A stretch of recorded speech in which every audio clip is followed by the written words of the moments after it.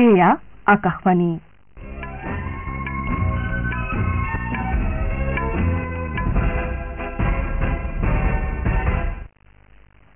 বাতৰি পঢ়িছো প্ৰজন্মা চহৰীয়াই এতিয়া প্ৰধান বাতৰিসমূহ হ'ল জ্যেষ্ঠ বিজেপি নেতা তথা প্ৰধানমন্ত্ৰী নৰেন্দ্ৰ মোদীয়ে আজি বৰপেটা আৰু দৰং ওদালগুৰি লোকসভা সমষ্টিৰ প্ৰাৰ্থী দুগৰাকীৰ হৈ নলবাৰীত নিৰ্বাচনী প্ৰচাৰত অংশ ল'ব ভাৰতীয় অৰ্থনীতিৰ বিশ্বাসযোগ্যতাৰ বাবে বিদেশী বিনিয়োগকাৰীসকলে ভাৰতত বিনিয়োগ কৰিবলৈ আগবাঢ়ি আহিছে বুলি কেন্দ্ৰীয় বিত্তমন্ত্ৰী নিৰ্মলা সীতাৰমণে উল্লেখ কৰিছে সমগ্ৰ দেশতে আজি উলহ মালহেৰে শ্ৰীৰাম জন্মোৎসৱৰ আয়োজন কৰা হৈছে ভাৰতৰ মণিকা বাট্ৰা আৰু শ্ৰীজা আকুলাই টেবুল টেনিছ বিশ্বকাপ প্ৰতিযোগিতাত জয়েৰে অভিযান আৰম্ভ কৰিছে আৰু ৰাজস্থান ৰয়েলছে IPL ক্ৰিকেট প্ৰতিযোগিতাত যোৱা নিশা কলকাতা নাইট ৰাইডাৰ্ছক 2 উইকেটত পৰাস্ত কৰে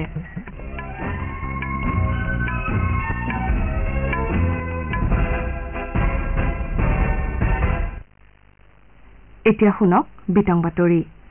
লোকসভা নিৰ্বাচনৰ দিন চমু চাপি অহাৰ লগে লগে দেশৰ বাকী অংশৰ লগতে অসমতো বিভিন্ন ৰাজনৈতিক দলসমূহৰ প্ৰচাৰ অব্যাহত আছে বিজেপিৰ জ্যেষ্ঠ নেতা তথা প্ৰধানমন্ত্ৰী নৰেন্দ্ৰ মোদী নিৰ্বাচনী প্ৰচাৰ চলোৱাৰ লক্ষ্যৰে কালি সন্ধিয়া গুৱাহাটীত উপস্থিত হয় বৰঝাৰ বিমান বন্দৰৰ পৰা কইনাধৰালৈ যাত্ৰা কৰাৰ সময়ত ৰোড শ্বত প্ৰধানমন্ত্ৰীগৰাকীক দলীয় নেতা কৰ্মীসকলৰ লগতে ৰাইজে আদৰণি জনায় শ্ৰীমোদীৰ এই কাৰ্যসূচীৰ প্ৰতি লক্ষ্য ৰাখি গুৱাহাটী মহানগৰীত নিৰাপত্তা ব্যৱস্থা কটকটীয়া কৰি তোলা হৈছে প্ৰধানমন্ত্ৰীয়ে আজি বৰপেটা আৰু দৰং ওদালগুৰি লোকসভা সমষ্টিৰ প্ৰাৰ্থী দুগৰাকীৰ হৈ নলবাৰীত নিৰ্বাচনী প্ৰচাৰত অংশ ল'ব এই কাৰ্যসূচীক কেন্দ্ৰ কৰি নলবাৰী জিলাত ব্যাপক প্ৰস্তুতি অব্যাহত আছে ইপিনে বিজেপিৰ ৰাষ্ট্ৰীয় সভাপতি জেপি নাড্ডাই কাইলৈ কোকৰাঝাৰত নিৰ্বাচনী প্ৰচাৰত অংশ লোৱাৰ কথা আছে তেওঁ বিজেপি মিত্ৰজোঁটৰ UPPLৰ প্ৰাৰ্থী জয়ন্ত বসুমতাৰীৰ হৈ প্ৰচাৰত ভাগ ল'ব ৰাজ্যৰ মুখ্যমন্ত্ৰী ডঃ হিমন্ত বিশ্ব শৰ্মাই কালি যোৰহাট লোকসভা সমষ্টিৰ বিজেপি মিত্ৰজোঁটৰ প্ৰাৰ্থী তপন কুমাৰ গগৈৰ হৈ মাজুলীৰ জেংৰাইমুখৰ এখন নিৰ্বাচনী সভাত অংশগ্ৰহণ কৰে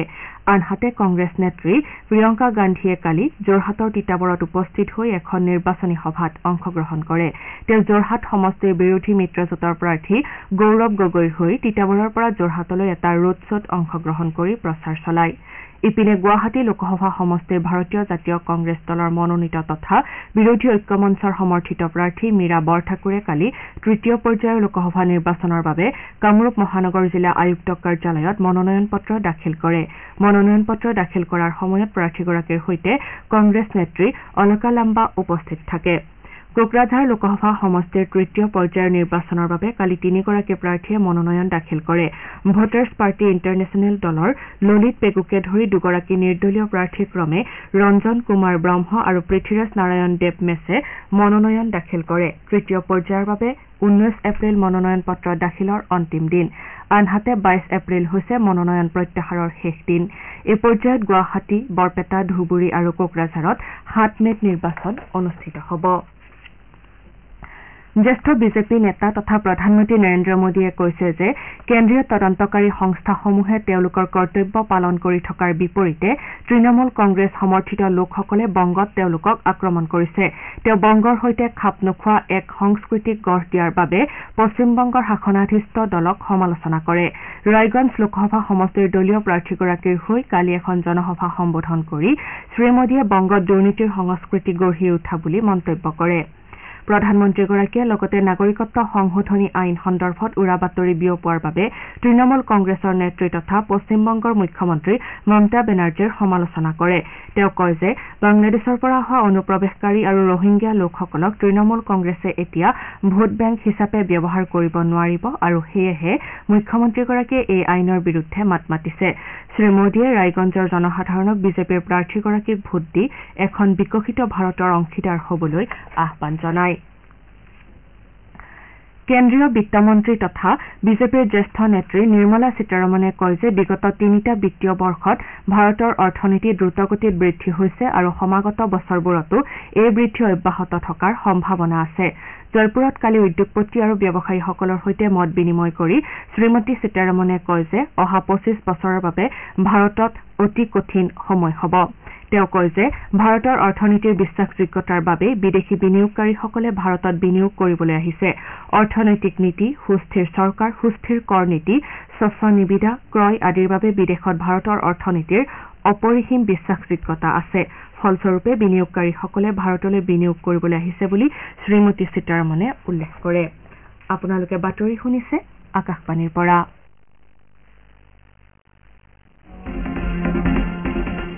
আপোনাৰ ভোট আপোনাৰ কণ্ঠ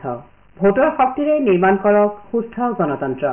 লোকসভা নিৰ্বাচনৰ প্ৰথম পৰ্যায়ত অহা 19 এপ্ৰিলত পুৱা 7 বজাৰ পৰা বিয়লি 5 বজাৰ ভিতৰত কাজিৰঙা শোণিতপুৰ লখিমপুৰ ডিব্ৰুগড় আৰু যোৰহাটত হ'বলগীয়া ভোটগ্ৰহণত গণতান্ত্ৰিক অধিকাৰ সাব্যস্ত কৰি শক্তিশালী গণতন্ত্ৰৰ অংশীদাৰ হওক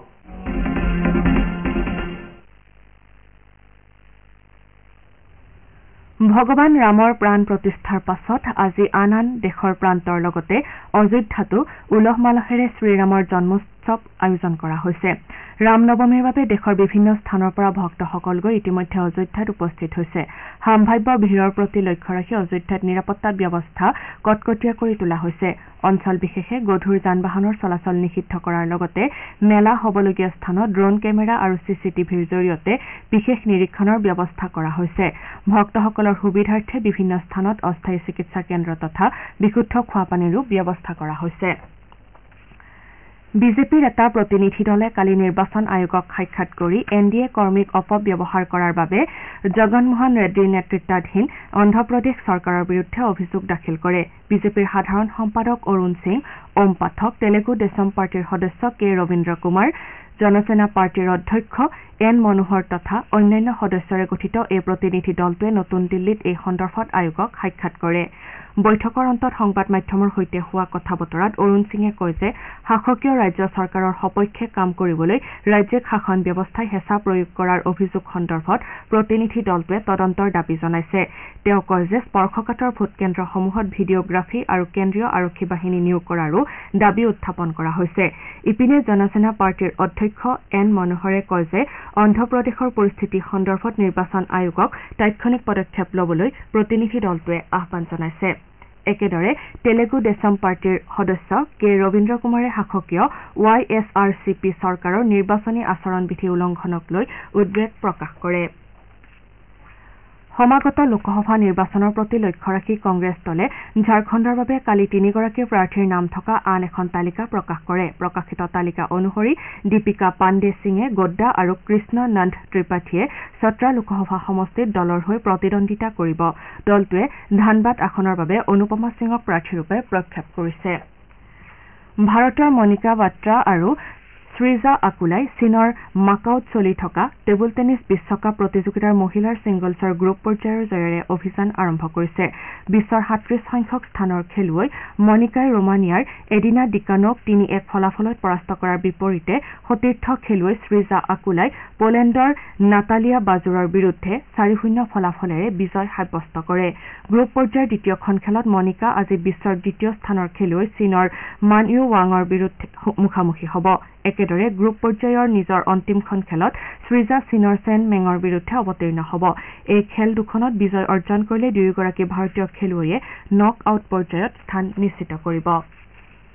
IPL ক্ৰিকেট প্ৰতিযোগিতাত যোৱা নিশা কলকাতাৰ ইডেন গাৰ্ডেন্সত অনুষ্ঠিত এখন খেলত ৰাজস্থান ৰয়েলছে কলকাতা নাইট ৰাইডাৰ্ছক 2 উইকেটত পৰাস্ত কৰে খেলখনত প্ৰথমে বেট ধৰাৰ আমন্ত্ৰণ লাভ কৰি কলকাতাই নিৰ্ধাৰিত 20 অভাৰত 6টা উইকেট হেৰুৱাই 223 ৰান সংগ্ৰহ কৰে দলটোৰ হৈ সুনীল নাৰিনে 56টা বলত 109 ৰানৰ বৰঙণি আগবঢ়ায় ৰাজস্থানৰ আবেশ খান আৰু কুলদীপ সিঙে দুটাকৈ উইকেট দখল কৰে প্ৰত্যুত্তৰত ৰাজস্থান ৰয়েলছে জছ বাটলাৰৰ অপৰাজিত শতকৰ সহায়েৰে ইনিংছৰ অন্তিমটো বলত বিজয় লক্ষ্য অতিক্ৰম কৰে দলটোৰ হৈ ৰিয়ান পৰাগে 14টা বলত 34 ৰানৰ বৰঙণি আগবঢ়ায় প্ৰতিযোগিতাত আজি আহমেদাবাদৰ নৰেন্দ্ৰ মোদী ষ্টেডিয়ামত গুজৰাট টাইটান্ছ দিল্লী কেপিটেলছৰ বিৰুদ্ধে অৱতীৰ্ণ হ'ব খেলখন সন্ধিয়া 7:30 বজাত আৰম্ভ হ'ব শেষত প্ৰধান বাতৰিসমূহ আকৌ এবাৰ পঢ়ি দিছো জ্যেষ্ঠ বিজেপি নেতা তথা প্ৰধানমন্ত্ৰী নৰেন্দ্ৰ মোদীয়ে আজি বৰপেটা আৰু দৰং ওদালগুৰি লোকসভা সমষ্টিৰ প্ৰাৰ্থী দুগৰাকীৰ হৈ নলবাৰীত নিৰ্বাচনী প্ৰচাৰত অংশ ল'ব ভাৰতীয় অৰ্থনীতিৰ বিশ্বাসযোগ্যতাৰ বাবে বিদেশী বিনিয়োগকাৰীসকলে ভাৰতত বিনিয়োগ কৰিবলৈ আগবাঢ়িছে বুলি কেন্দ্ৰীয় বিত্তমন্ত্ৰী নিৰ্মলা সীতাৰমণে উল্লেখ কৰিছে ভাৰতৰ মণিকা বাত্ৰা আৰু শ্ৰীজা আকুলাই টেবুল টেনিছ বিশ্বকাপ প্ৰতিযোগিতাত জয়েৰে অভিযান আৰম্ভ কৰিছে আৰু ৰাজস্থান ৰয়েলছে IPL ক্ৰিকেট প্ৰতিযোগিতাত যোৱা নিশা কলকাতা নাইট ৰাইডাৰ্ছক 2 উইকেটত পৰাস্ত কৰে আমাৰ এতিয়া বাতৰি ইমানতে অন্ত পৰিল নমস্কাৰ